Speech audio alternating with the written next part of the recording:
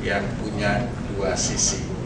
Jadi Bu Betty ini sangat aktif luar biasa. Saya setelah sidang kabinet sebulan yang lalu kalau nggak salah, ya, setelah saya selesai pemaparan sebagai ketua KEN di hadapan sidang kabinet paripurna, sampai jalan keluar Bu Betty langsung nyegat, Pak Heru, nanti tolong gini-gini, karena yang minta Bu Betty saya nggak bisa tolak nih. Oke, Bapak Ibu sekalian, saya mau menyampaikan sedikit ya. Kemarin Bu Betty telepon, saya tanya apa yang mesti saya bicarakan. Ya, saya sudah dikasih guidance, saya mencoba untuk menerjemahkan guidance yang diberikan Bu Betty. Saya bilang saya seperti ustadz, jadi kalau diundang tergantung yang undang, mau nyuruh bicara apa gitu. Oke, next. Jadi saya akan cerita sedikit bagaimana proses transformation. Ya, Bu Betty tadi bilang prosesnya apa nggak terlalu cepat, apa segala macam. Sebenarnya orang tahunya agak belakang, Bapak Ibu sekalian. Padahal it's 30 years. Ya, saya memulai usaha itu sudah 30 tahun. Ya, jadi makanya saya bilang udah clear juga. Biasanya orang kalau 30 tahun sudah pensiun, tapi ini belum 30 tahun, Bapak Ibu sekalian. Nah, yang kedua saya mau cerita tentang sedikit uniqueness daripada sekarang namanya mau bertransform lagi dari Para Group menjadi CT Corp. Ya, kenapa? Karena nama Para Group susah disebut sama orang-orang asing gitu. Jadi mau ini sekarang lagi Lenders lagi bekerja sudah hampir 1 tahun untuk menyelesaikan corporate identity dari CT Corp dan ke derivatif ke bawah. Oke, next. Nah, ini Bapak Ibu sekalian, ya. Kalau dilihat ya, tahun 81 sampai tahun 2010. Ya, prosesnya. Ya. Jadi saya pernah istilahnya masuk ke informal business, ya. Ini adalah pada saat saya mulai kuliah. Ya, tahun 81 saya mulai masuk kuliah sampai tahun 94 informal business. Artinya apa? Nggak ada perusahaannya, nggak ada pegawainya, ya, semuanya dilakukan sendiri dan nggak ada modalnya. Jadi ini pernah saya lakukan, ya. Lalu pernah small enterprise jadi medium, medium jadi large, large jadi kalau istilah sekarang itu bahasa pasarnya konglomerasi. Ya. Jadi ini adalah proses 30 tahun, Bapak Ibu sekalian. Dan ini adalah sejarah yang betul-betul ada, tidak apa namanya, bukan karena apa namanya fasilitas, bukan karena pemberian, tapi ini adalah sebuah hasil kerja keras. Bapak Ibu sekalian, saya mau sedikit nanti detailnya kita bisa bicara. Ini kelihatan proses transformasinya. Bisnis sektor itu trading, dagang itu adalah sesuatu yang paling mudah untuk dimulai. Jualan, karena nggak usah mencipta, ya, beli 10 jual 11, beli 5 jual 8, ya, itu dagang, ya, dan nggak perlu mencipta, nggak perlu. Itu dalam dunia bisnis ini adalah entry yang paling mudah untuk dimasuki. Ya. Nah, dari sini mulai masuk kepada bidang di mana memproduksi sesuatu, manufacturing. Lalu dari sini masuk kepada services, services masuk kepada konsumen. Jadi Bapak Ibu sekalian, proses transformasi ini itu terjadi dari nggak punya pegawai, small 1 sampai 10, 100 sampai 500, di bawah 5.000 sampai sekarang di atas 60.000 orang. Nah, ini adalah sebuah proses yang real, ya. Nah, jadi saya mulai dari segi informal itu dari kampus, ya. jadi karena kebetulan orang tua saya tidak mampu membiayai kuliah saya, terpaksa saya harus surviving untuk doing something di kampus. Ya nggak mungkin luar kampus, orang tahunya di kampus, ya kita hidupnya di kampus. Jadi mulailah dari kampus, jadi mulailah dari tempat yang terdekat. Ya apa aja dikerjain, ya jual stiker, jual kaos, jual beli buku bekas, ya lalu jual tas. Lalu sampai akhirnya terjadi akumulasi sampai bisa istilahnya bikin fotokopi, walaupun fotokopinya bukan punya sendiri, punya orang gitu. Tapi karena apa aja semua bisa dilihat, ya jadi opportunity, ya bergerak, mulai bikin CP nih. Saya pertama bikin CP, ya tahun 84, CP Abadi Medical and Dental Supply.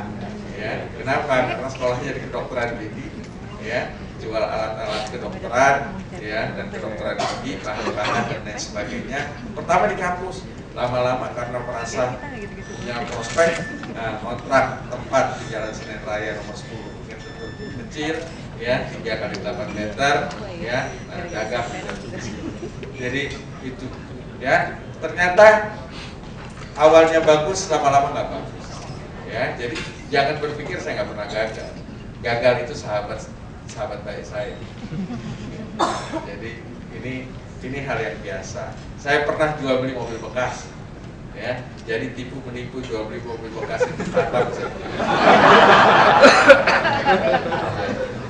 Jadi namanya mobil beli bekas, keropos, ya, ditempel kertas semen, ditempul, itu mah kerjaan hari-hari, ya, hatam saya, gitu ya. Jadi kontraktor kecil, ya, saya pernah lakuin hampir semuanya. Jadi, nah, saya lulus tahun 87, nah mulai masuk kepada agak beneran sedikit. Mulai punya pabrik kecil, ya, bikin slipper, sendal, ya, pabrik. Nah di sini mulai minjem duit sama bank. Tahun 87, ini mulai minjem uang sama bank, ya, berkembang, ekspor, ya, lalu ada pabrik dekat situ yang jual, ini bikin genteng dari metal, kita beli. Jadi tahun begini saya sudah mempelajari bagaimana mengakuisisi, ya, gitu. Walaupun kelasnya istilahnya kayak jual beli mobil aja, gitu, nggak ada due diligence, nggak ada apa, gitu. Tapi sudah belajar saya tahun-tahun ini, ya. Lalu berkembang bikin real estate tahun 94, pertama kali saya masuk ke bisnis keuangan. Ya. Nah, mulai berkembang sampai akhirnya seperti sekarang. Jadi saya mau kasih lihat bahwa banyak orang tidak mengetahui, orang baru kenal tuh di sini, ya, khususnya kalau orang sholat tuh pada krisis, ya, setelah krisis 98 orang baru kenal Khairul Tanjung, ya. Kalau dulu nggak ada yang kenal. Waktu saya kerja di sini, siapa yang kenal? Enak benar hidup zaman itu, ya. Kenapa nggak ada yang kenal saya, nggak ada yang minta sumbangan?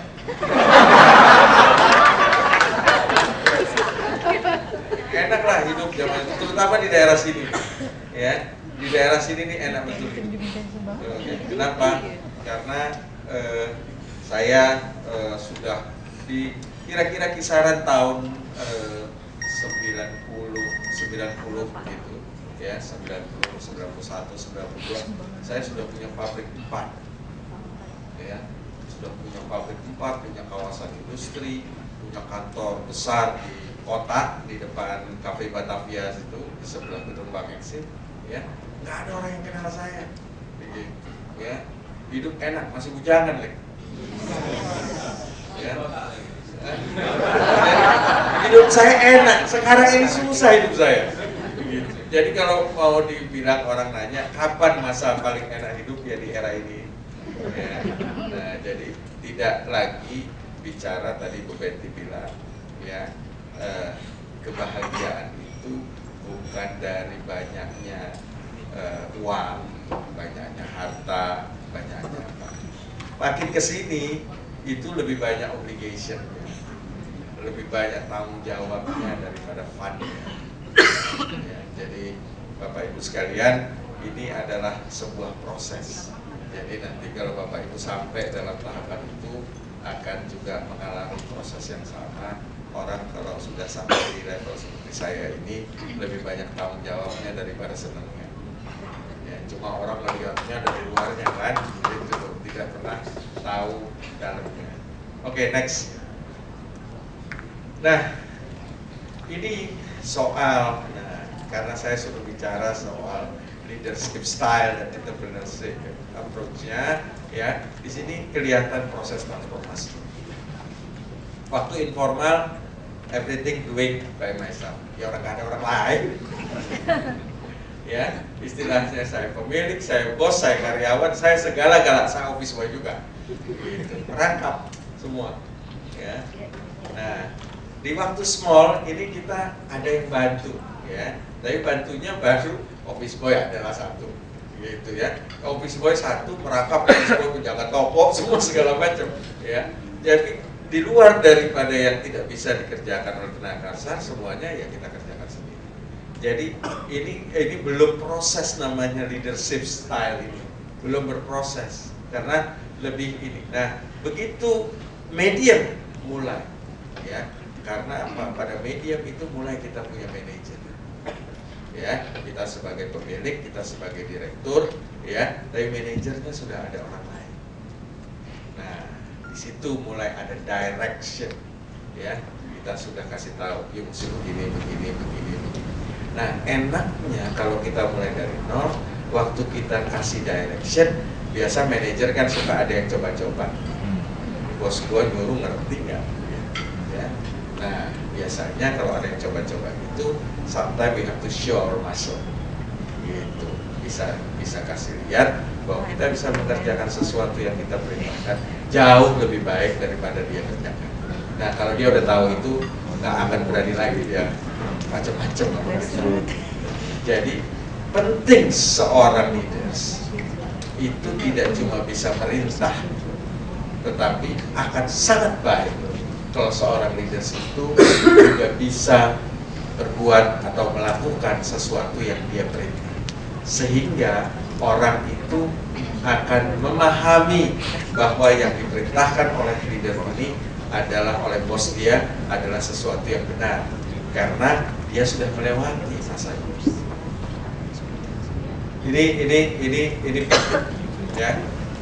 Nah, kalau sudah besar, ya, itu posisi jadi beda, ya.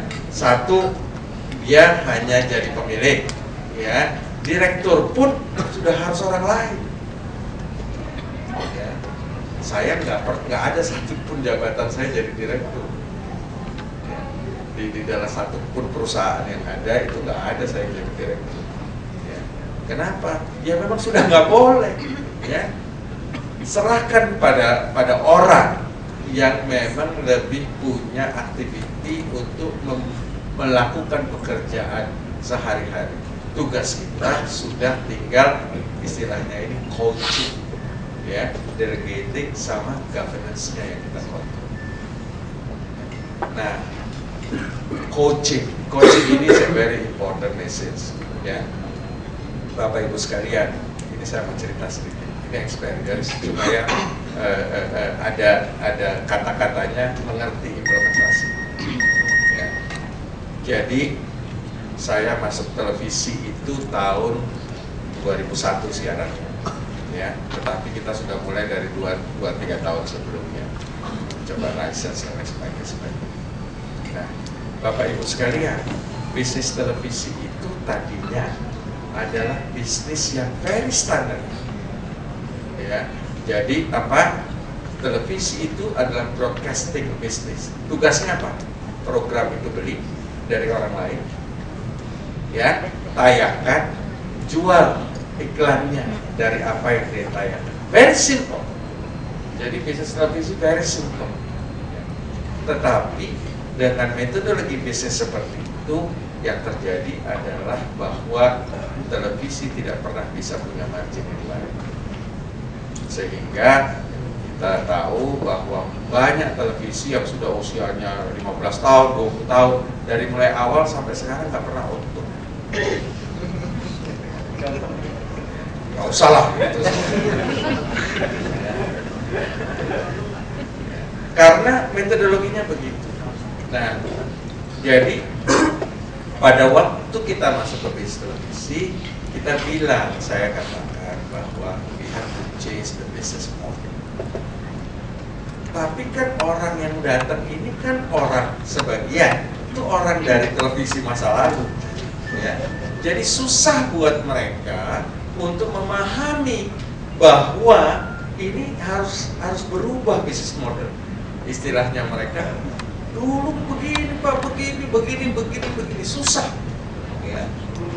Kalau kita paksakan, mereka akan iya, tetapi nggak akan melakukan. Nah, dibutuhkan yang namanya coaching. Apa itu coaching? Memberi pemahaman, ya, yang sangat luas, tidak masuk langsung ke direct to the point, tapi kasih dulu gambaran tentang gimana di industri lain, gimana ini, apa ini, itu semua. Bapak Ibu sekalian, ya, meyakinkan bahwa kita memerlukan sesuatu yang istilah Bu Betty tadi, out of the box, sesuatu berpikir di luar kotak. Jadi kalau kita ngikutin, saya selalu bilang sama teman-teman di kantor itu, business is unusual.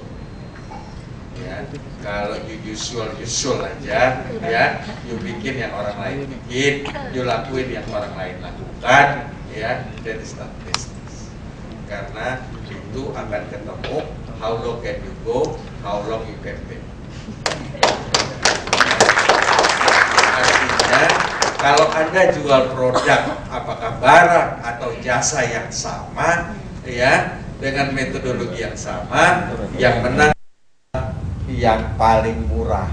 Nah, kalau paling murah, siapa yang mau ini hajar lagi? Sini lebih murah, sini lebih murah, sini lebih murah, sini lebih murah. How long can you go? Ya, tinggal tunggu matinya aja. Itu, ya. How long you can pay? Itu namanya orang yang beli juga udah minta paling murah, bayarnya paling panjang. Ya. Nah, kalau begitu kapan gajiannya? Jadi itu adalah satu. Oleh karenanya bisnis adalah sesuatu yang unusual, yang tidak, ya. Saya selalu bilang, bikinlah sesuatu yang orang lain kan, yang orang lain jangankan buat, berpikir pun belum. Nah, itu baru ya bisa ya, coming with the no competition. Kalaupun ada, paling nggak less competition, ya.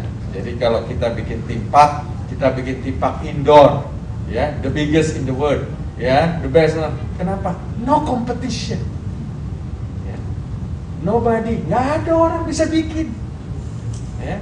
Kalaupun yang bisa mungkin Universal Studio, Disneyland, investmentnya mungkin 200 kali lebih besar dibandingkan kita. They cannot compete with us, ya. Kita jual di Makassar 100.000 orang untuk masuk, ya. Di Singapura Universal Studio itu jualnya $70 sing, ya, sekarang udah 7.000, ya, udah 500.000, ya. Dia pakai keringetan, kita enggak. Ya, indoor pakai AC, dia pakai matahari, gitu. Bayar 5 kali lebih mahal, mana bisa menang. Jadi ini adalah the way gimana cara berpikir, ya, coaching, delegating, ya, delegating, kasih kesempatan, kalau istilah Bu Betty tadi, ada freedom, ya, tetapi ada juga responsibility, ya. Nah, governance ini penting, ya. Saya alhamdulillah dalam satu kali kesempatan, karena memiliki Bank Mega, ya, kira-kira tahun 96 itu saya mengikuti sebuah conference ADB, Asian Development Bank, waktu itu di Swiss, Geneva. Di situ semua orang bicara tentang governance, kata asing buat saya karena di Indonesia not even single people talking about namanya good corporate governance, ya, tentang transparansi, accountability, fairness, corporate social responsibility. Nggak ada di Indonesia tahun itu, nggak ada sama sekali orang satu pun bicara tentang governance. Ya, alhamdulillah saya dapat. Lalu saya coba cek-cek ya tentang accountability. So far oke nih perusahaan gua gitu ya. Cek lagi tentang transparansi. Ya. So far oke nih gitu ya. Checking lagi itu soal ya, fairness ya. Saya nggak ada urusan sama ini pedagang murni, nggak pernah ikut tender di pemerintah, nggak pernah nyogok, nggak pernah segala macam. I'm fine gitu. Corporate social responsibility ya lumayan lah, mungkin karena kita dulunya miskin jadi senang sedekah juga gitu, ya. Nah, jadi terjadi apa benefitnya? Ternyata values yang saya terapkan from in the beginning itu harganya mahal sekali. Waktu krisis datang tahun 98 ya, semua hancur habis ya.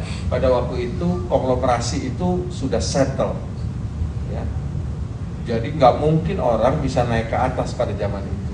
Kalau dia naik ke atas nih, kelihatan nih the rising star, pasti dibunuh karena you bukan siapa-siapa, you bukan keluarga Pak Harto, you bukan connected with Salim, you bukan connected with Nur Salim atau Usman atau whatever siapa, pasti dibunuh habis. Ya. Nah, dilalah krisis ini, jangankan mereka mau ngebunuh orang, ya, nyelamatin diri sendiri aja susah, ya, habis ini mapping ini, rusak semua.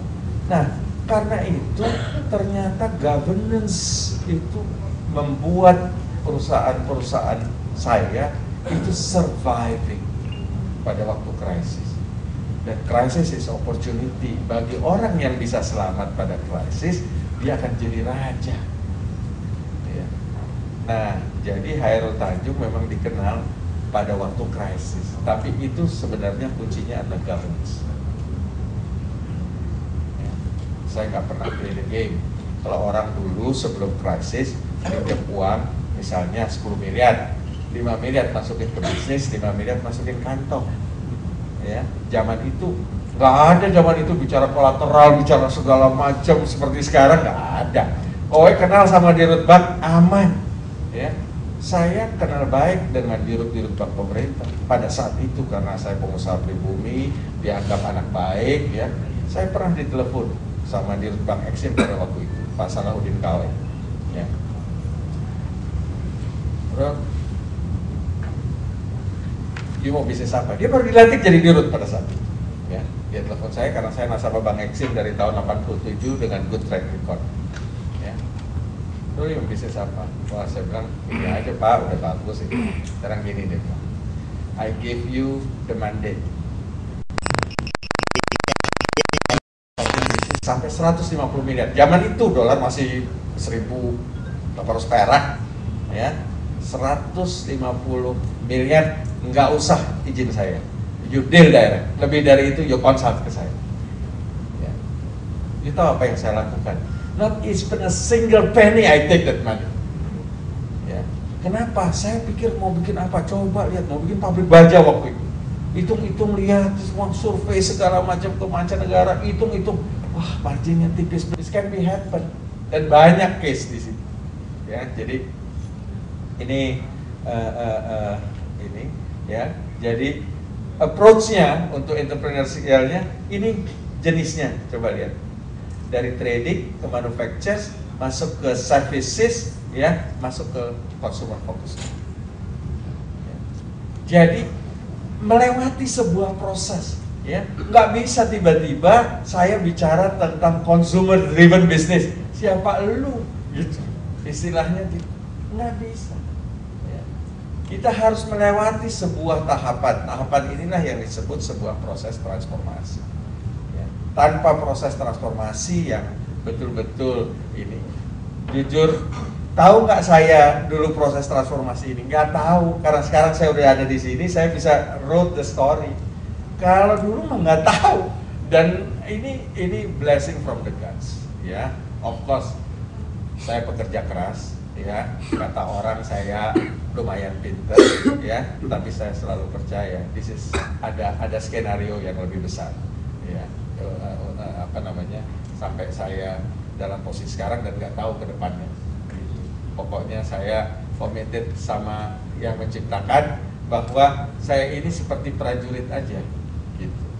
Whatever the instruction gitu coming from the God, ya, saya ready, ikhlas, do it aja gitu. Ya. Jadi lebih enak hidupnya, nggak gimana. Nah, jadi ini talent, ya, ini tadi yang pegawai tadi, ya itu tadi seperti saya katakan, ya, kalau sekarang kita itu sudah punya istilahnya orang terbaik di industri, itu pasti ada di kita, ya, orang terbaik di industri di Indonesia pasti ada di kita. Ya. Kalau seandainya nggak ada di Indonesia, pasti dari luar, ya. Di luar kelas regent, gak ada di kelas regent, orang terbaik di kelas dunia pasti kita ambil juga. Jadi sudah memang berbeda. Coba bayangin dulu sendiri, ya, dari ini sekarang itu semua orang terbaik di industri harus. Saya ambil contoh, orang terbaik di industri televisi pasti di kita sudah seperti Citibank-nya industri televisi. Orang kalau ngambil orang, ya, pasti dari Trans TV. Sekarang tambah satu dari Trans 7 juga, nggak mungkin dari televisi lain, gitu. Pasti diudak dari situ, ya.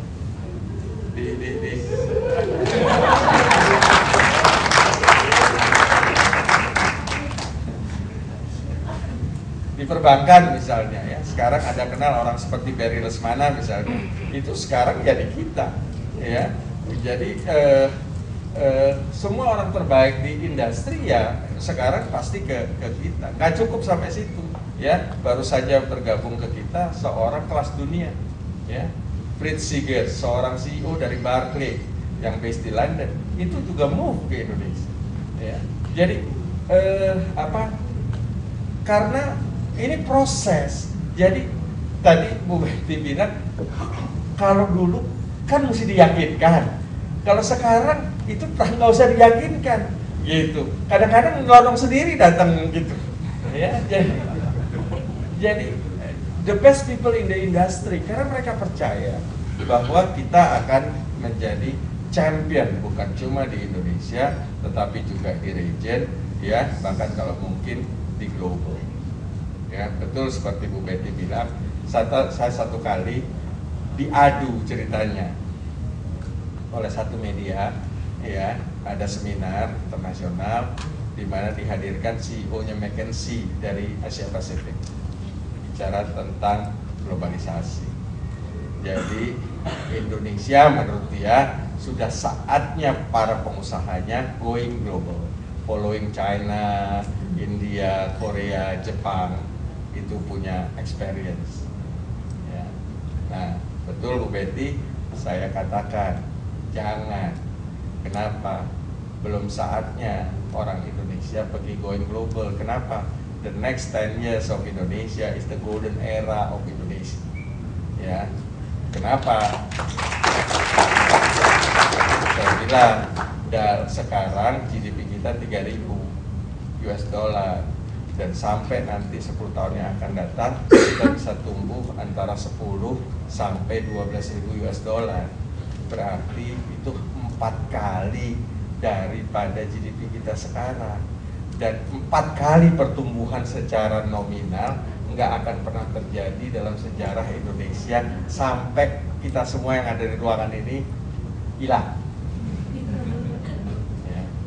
Nah, kalau kita pergi ngurusin keluar, itu kenapa? Energi kita habis dan susah. Jangan pernah berpikir bisnis di luar negeri lebih mudah dari di Indonesia, lebih susah. Ya, you punya core competence di sini lebih tinggi. You tahu budaya, you tahu pasar, you tahu birokratnya, you tahu semuanya di sana. Ya, kita baru datang aja nggak tahu budayanya. Ya, kita susah.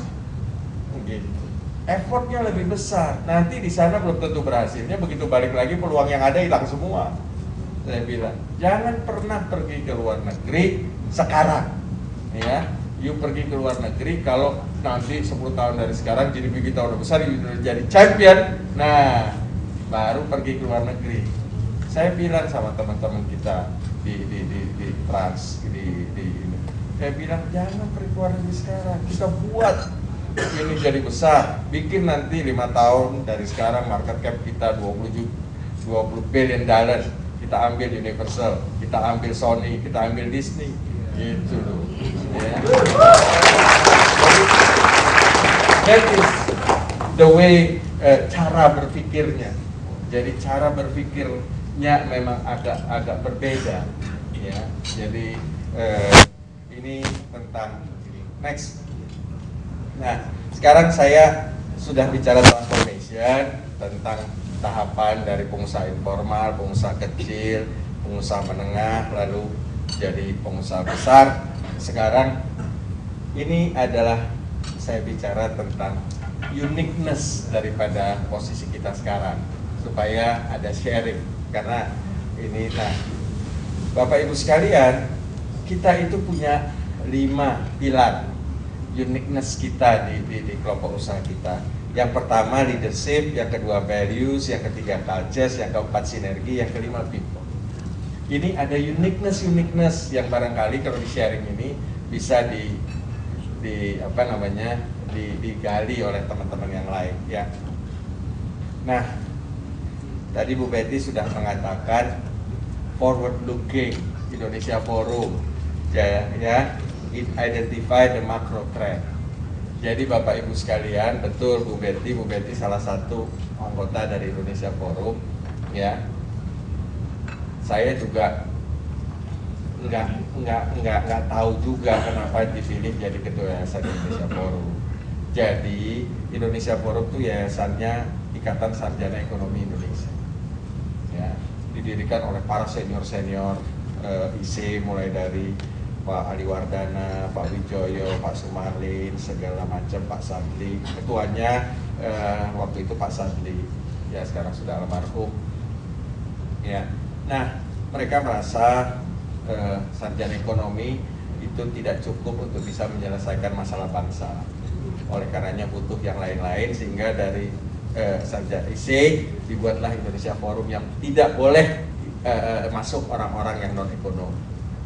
Satu kali saya diundang di Bank Indonesia, waktu itu Pak Burhanuddin Abdullah gubernurnya, kumpul senior, pokoknya mereka bilang, Pak Herut, ini gini kita mau sekarang Indonesia Forum, yuk yang pimpin. Saya bilang, Pak, saya dokter gigi, Pak, saya bukan ekonom. Ya, udahlah, pokoknya kita sudah tahu siapa yuk, dan kita percaya yuk mampu. Gitu. Karena yang perintah orang tua semua, kita takut kualat nolaknya, ya. Jadi mau nggak mau diterima lah. Nah, karena diterima, saya mencoba mengajak sebanyak mungkin orang yang sudah kampion lah istilahnya, baik di dunia usaha, baik di dunia akademisi maupun di tempat-tempat yang lain. Kumpulin, ya, ngomong kanan kiri, kita mau ngapain nih ke depan? Gimana Indonesia kita? Lama-lama diskusi sekali, 2 kali, 10 kali, keluarlah bahwa ternyata bangsa ini nggak punya direction, kita mau dibawa kemana, ya. Nah, akhirnya kita butuh visi. Kita contoh Malaysia ada visinya, Korea ada, semua ada negara, cuma Indonesia aja nggak punya visi, ya. Sepakatlah kita bikin visi, lalu kita mulai lagi gimana visinya, ya, diskusi. Nah, diluncurkanlah akhirnya satu kali tahun 2006, jadi tepatnya 4 tahun yang lalu. Prosesnya dari tahun 2005 atau 2004 gitu proses, ya. 2006 diluncurkan, ya, di Istana Presiden. Waktu itu diluncurkan sebagai visi negara, ya. Lucu, waktu saya datang ke Presiden, ya, saya bilang begini, bahwa saya begini, dia tahu Presiden jawab apa? Waduh Pak Her, ini adalah jawaban dari doa-doa saya dan perenungan saya selama ini. Dia baru 2 tahun jadi presiden.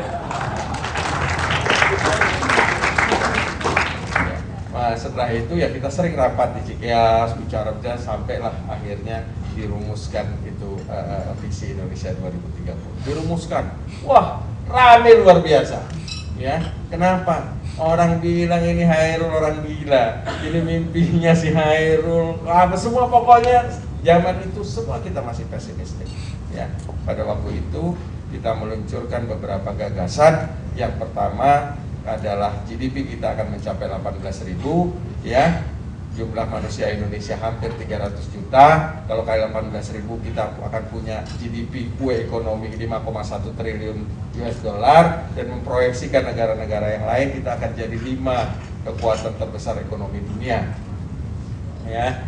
Terus lalu ada 30 perusahaan Indonesia akan masuk Fortune 500 yang sekarangnya 0, nggak ada sampai hari ini, ya. Terus banyak, tapi intinya ada pencapaian-pencapaian yang ditargetkan. Semua orang bilang kita mimpi besar, nggak semua, ada juga yang percaya. Apa yang terjadi Bapak Ibu sekalian? Ya, tahun 2010 kita punya proyeksi di dalam Indonesia Forum itu hanya 2.300 sekian. Sekarang berapa? 3.000 US dollar. Apa yang terjadi? Yang pada 4 tahun lalu orang itu semua pesimis dan kita dianggap pemimpi besar. Sekarang ini kita 2 tahun ahead daripada proyeksi yang kita buat. Jadi Bapak Ibu sekalian, ini keindahannya, ya, karena menerima tugas secara legowo, secara ikhlas, ya. Saya yang dokter gigi jadi ngerti namanya ekonomi Indonesia, ya. Jadi ngerti A sampai Z, ya. Orang anggota saya profesor, doktor, semua segala macam, ya. Konsultan yang kita rekrut semua the best dari semua perguruan tinggi dan semuanya kan mengacu ke sini, ya. Nah, kalau istilah Bu Betty dikelilingi oleh orang pinter yang banyak, maka dia akan jadi lebih pinter, ya. Nah, disinilah ternyata, ya, keikhlasan itu membawa berkah. Pengetahuan tentang makroekonomi ini, ya, itu ternyata membuat beda kan. Kalau pengamat ekonomi kan bicara, kalau saya kan pelaku ekonomi, ya, kita buat pasti kita deliver. Jadi pada waktu orang masih bicara pesimis, saya sudah kerja nanam, ya. Pada seorang orang bicara, oh sekarang bagus ya, saya udah metik.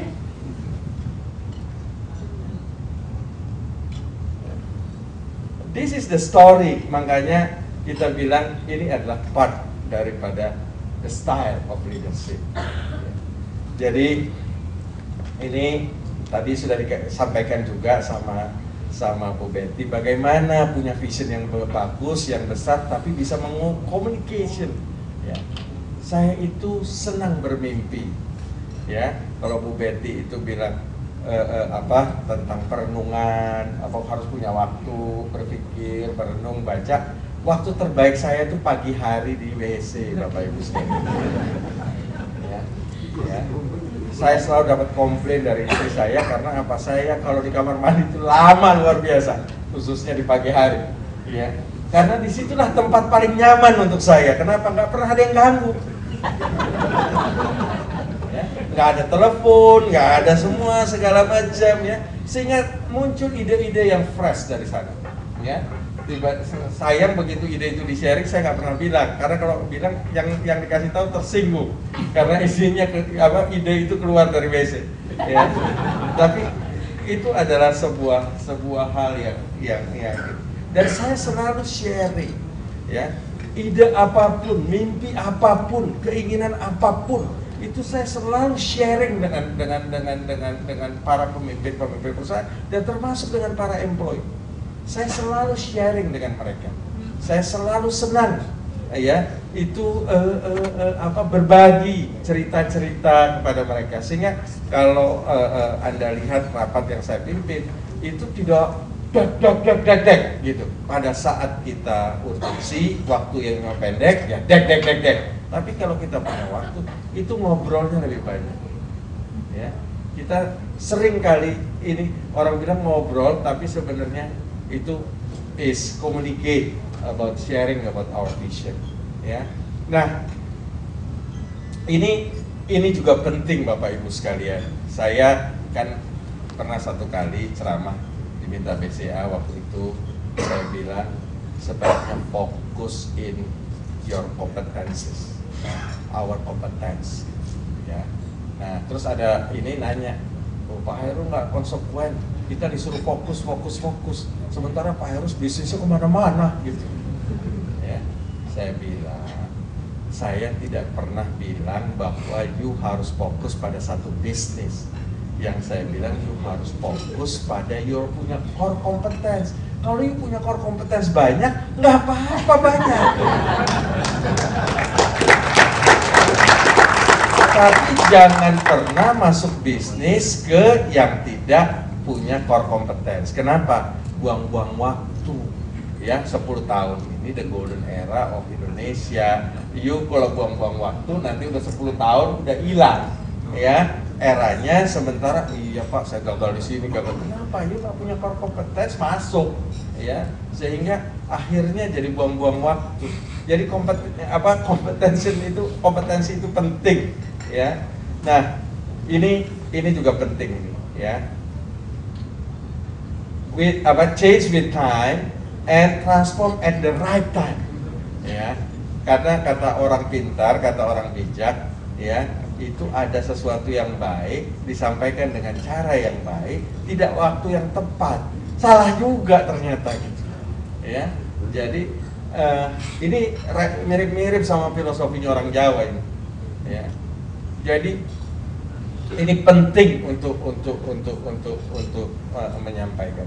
Nah, fokus on integrity and not short term benefit. Tadi saya udah bicara tentang ini, ya. Ternyata integrity itu, ya, sekarang menjadi pembahasan. Fokus on integrity and not short term benefit. Tadi saya udah bicara tentang ini, ya. Ternyata integrity itu, ya, sekarang menjadi pembahasan internasional, ya. Kalau dulu kan bicaranya tentang smart thing, ya, smart thing, innovation, semua segala macam, terus bicara tentang doing this. Sekarang udah tambah satu lagi. Jadi kalau kita itu kan sekarang ada IQ, EQ, SQ sekarang gitu. Jadi kalau bahasa kita itu integrity. Berpikirlah panjang, ya. Ternyata integrity itu cost-nya banyak, ya. Orang yang punya integritas pinjam duitnya mudah, ya, bunganya murah, ya. Kenapa? Pasti dibayar, ya. Kalau yang orang nggak punya integriti pinjam uang susah, takut orang kasih pinjam, ya. Dan bunganya mahal, dia hitung itu asuransinya. Jadi itu juga penting. Integriti misalnya. Orang yang punya integriti, perusahaan yang integritinya kuat, berduyun-duyun the best talent akan mau join gitu kepada perusahaan itu, ya. Nah, jadi ini juga penting. Transparan tadi kita sudah bicara banyak, knowledge sharing tadi juga kita sudah bicara banyak. Oke, next. Nah, sekarang kita bicara tentang value, ya. Nah, value di kita itu istilahnya saya selalu mengambil 3 hal yang paling penting ini, ya. Saya selalu mengajak seluruh pimpinan perusahaan saya, karyawan saya, mulailah sesuatu dengan niat baik, good faith, ya. Lalu bekerjalah yang keras dan cerdas, ya. Soal hasil akhir serahkan yang di atas, ya. Jadi jangan pernah berhitung terus gitu, ya. Udah, ya. Yang penting segala sesuatu niat baik, kerja keras, kerja cerdas, nggak usah ngitung hasilnya kapan, kok belum dikasih, belum. Tuhan pasti tahu yang terbaik buat kita, gitu, ya. Kalau dikasih sekarang mungkin jadi kacau, gitu, ya. Jadi terus saja, ya. Tugas kita ikhtiar, soal hasil is not our business, ya. Jadi ini values yang kita percayai mulai dari diri saya dan terus berkembang kepada seluruh perusahaan di kita. Nah, believe in the country and become symbol of the new Indonesia. Saya selalu bicara sama teman-teman, jadikanlah perusahaan kita sebagai contoh ya Indonesia masa depan. Indonesia kecil di masa depan. Ya, kenapa saya katakan begitu? Karena ya kita jangan pernah berpikir mau maju sendiri. Ya, kita harus maju, bangsa ini ikut maju. Jadi kalau Bapak Ibu ulang tahun Trans kemarin ada logonya Indonesia Trans bisa, Indonesia bisa. Artinya kalau Trans bisa, Indonesia juga bisa. Nah, ulang tahun ke depan semalam baru kita putuskan ya, diusulkan dan saya setujui karena ulang tahun ke-9 pakainya Trans Gemilang, Indonesia Gemilang. Ya, kita selalu melink ya bahwa nggak pernah keberhasilan kita terlepas dari keberhasilan negara ini. Ya. Banggalah kita sebagai icon of the country. Ya. Nah, jangan pernah malu ya bahwa mengatakan we are come from Indonesia. Ya. Jangan pernah malu. Saya selalu jualan Indonesia dimanapun saya berada. Ya. Tadi siang saya baru ceramah bersamaan dengan salah satu ahli ekonomi dan politik dari Amerika, ya, di tempatnya Pak Kristianto Wibisono. Ya. Itu saya nggak pernah malu. Saya bicara tentang in the futures of Indonesia. Dan I believe, saya nggak peduli dia mau ngomong apa. This is not my business. Ya, saya bilang 2030 Cina akan jadi nomor 1. Ya, dia nggak percaya, dia bilang Amerika still number 1. Ya, karena dia orang Amerika. Ya. Nah, jadi kalau orang Amerika mau bicaranya tentang Amerika begitu, masa kita orang Indonesia loyo? Ya, jadi selalu believe in the country, believe your country, dan itu saya lakukan. Ya, saya selalu percaya sama negara saya dan saya mencoba menjadi simbol daripada negara. Begitu juga perusahaan. Make a difference and have higher purpose, responsible to the nation, stakeholders, and the employees. Saya rasa ini adalah values yang penting, ya, bahwa kita itu bertanggung jawab kepada negara kita, kepada stakeholders, ya, kepada para pemegang saham, para pemilik kepentingan, ya, dan juga kepada employees, kepada seluruh karyawan. Kita buat karyawan merasa sebagian daripada kita. Next. Nah, culture-nya doing business with integrity and become role models for other businesses. Jadi tadi kita sudah bicara integrity di perusahaan kita, ya, integrity nomor 1. Orang boleh hebat, boleh semua segala macam, dia performance, kontribusi luar biasa. Begitu dia punya cacat, ya, menyangkut hal-hal menyangkut integrity, we have to say sorry, they have to leave the company. Ini nggak ada tawar menawar. Seringkali ada, ya, kalau ada orang kontribusinya luar biasa, gitu ya, melakukan sesuatu, gitu, saya bilang nggak ada tawar menawar. Yang ngebelain banyak, tapi buat saya tidak ada tawar. Karena konsisten, lama-lama ya jadi harus. Ya. Conducive working environment, ya, di mana employee mau mengambil resiko. Ya, tapi tentu bukan resiko yang gimana-gimana, resiko yang memang manageable sesuai dengan ini. Kalau ini jangan hati-hati diartikan, kalau enggak nanti kayak Bang Duta, di mana orang treasury-nya mengambil resiko yang membuat hilangnya bank, gitu loh ya. Itu juga nggak benar maksudnya. Resiko dalam mengambil keputusan untuk mereka bisa melakukan kebebasan yang tadi Bu Betty bilang adalah freedom tapi juga responsibility. Transparan, KPI based management, ya, kita mencoba selalu melakukan management by result. Nah, ini penting, racial and cultural naturally where we are there. Jadi kita tidak lagi bicara tentang, ya, ini orang pribumi, ini orang non pri, ya, ini orang asing. Ya, siapapun dia yang mendapatkan memberikan kontribusi yang lebih besar kepada perusahaan, dia akan mendapatkan recognition yang lebih dibandingkan orang lain, ya. Karena kalau enggak maka bahaya. ini akan jadi perusahaan rasial, ya. Dan terus kita Indonesia kita harus sudah sepakat kita ini unity in diversity. Jadi kita ini satu dengan beragam. Ya, bayangin ada tanah kosong di pinggir kota, bangun Carrefour di tengahnya, you jual rumah yang tadinya tanah nggak laku itu jadi laku. It's a powerhouse.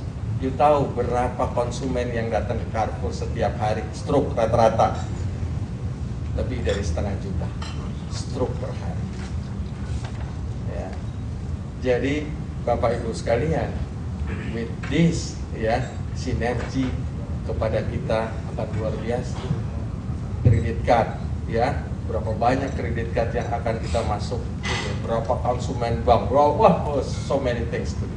Ya, jadi sinergi adalah keyword untuk kita. Ya, jadi saya akan sangat marah kalau ada pimpinan perusahaan yang terlalu silo oriented. Ya, jadi dia hanya berfokus pada unit bisnisnya. Betul, KPI dia pada bottom line, pada ini dari unit bisnisnya. Tapi jangan lupa, saya selalu berbicara kalau you bersinergi 1 ditambah 1 tidak jadi 2, bisa menjadi 3, bisa jadi 4, bisa jadi 20. Ya, jadi buat kita sinergi ini adalah hal yang penting. Ya, jadi ini dikasih ini, the new business will be added into the portfolio if they are not able to realize the synergy. Ya, jadi ini adalah skill of connecting people, capital, ideas, and opportunity across the business portfolio. Jadi sinergi is a keyword. Ya, saya bisa marah sama siapapun, ya, termasuk sama partner saya yang orang asing, kalau seandainya dia tidak melaksanakan sinergi. Ini buat saya keyword. Ya. Next, nah ini yang terakhir, Bapak Ibu sekalian, banyak orang bicara katanya SDM itu adalah modal utama, tapi biasanya diomongin, tetapi tidak pernah direalisasikan. Ya, nah kita punya satu yang agak unik ini, Bapak Ibu sekalian, kita terbiasa sharing dengan semua employee. Jadi kita punya target ya tertentu, kalau dia achieve more than that, kelebihannya we sharing 50-50. Ya, jadi apa yang terjadi? Yang terjadi mereka itu tahu bahwa perusahaan ini is part of them dan mereka mau achieve more than the target. Kenapa? Karena mereka tahu mereka punya right 50% daripada the balance. Ya. Banyak kita sudah melakukan ini bertahun-tahun, banyak orang tahu, banyak orang mau coba gitu, tapi nggak pernah bisa dilaksanakan. Kenapa? Ini perlu namanya big heart. Ya. Perlu, karena apa? Kalau pemiliknya merasa kan dia udah gue bayar gitu sebagai karyawan, ini kan saham gua, ngapain gua mesti bagi lagi gitu. Ya kalau gua bagi bonus ya sesuai sama ininya, why we have to share it, apalagi 50-50 gitu ya. Padahal dia lupa ya bahwa kalau dia kasih target 100 nyampe 80 aja udah alhamdulillah ya. Kalau dengan sharing itu kita kasih 100 ya, bukan nggak mungkin dia nyampe 150, bahkan pernah terjadi bisa sampai 200 ya. Jadi ini soal big heart, easy to say but not easy to do. Dedication in grooming talent, especially the next generation of Indonesia. Kita itu Bapak Ibu sekalian ya senang menyekolahkan orang. Sekarang ini kita ada 40 orang dari grup kita masing-masing perusahaan yang sedang belajar untuk meraih EMBA, Executive MBA di AIM, Asian Institute Management di Filipina, sebagai salah satu institusi manajemen tertua di Asia, Harvardnya Asia kata orang ya. Itu 40 orang dan ini sudah batch kedua ya gitu. Kenapa? Karena kita percaya mereka adalah the future leaders of us. Jadi selain kita ambil juga orang-orang terbaik dari industri, kita pengen juga orang-orang yang growth dari bawah itu punya kesempatan untuk Ya, kita punya training centers itu ada di Jakarta, ada di Bogor, ada di Megabendung, ada di Makassar, ada di Bandung, ada di banyak tempat training center kita. Kita itu very serious how to grooming the talents. Ya. Nah, share pride for the company and the country. Saya tadi sudah bicara, passionate, hardworking, and smart individual. Saya rasa ini tadi Bu Betty juga sudah bicara banyak. Jadi Bapak Ibu sekalian, inilah yang dapat saya sharing kepada Bapak Ibu sekalian. Mudah-mudahan dapat bermanfaat buat Bapak Ibu saudara sekalian. Terima kasih. Wabillahi taufiq wal hidayah.